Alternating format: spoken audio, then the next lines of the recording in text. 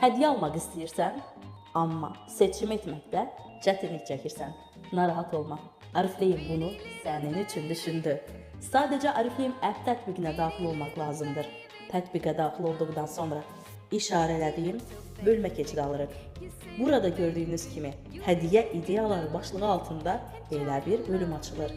Siz istədiyiniz kateqoriya üzrə hədiyyələr seçə bilərsiniz.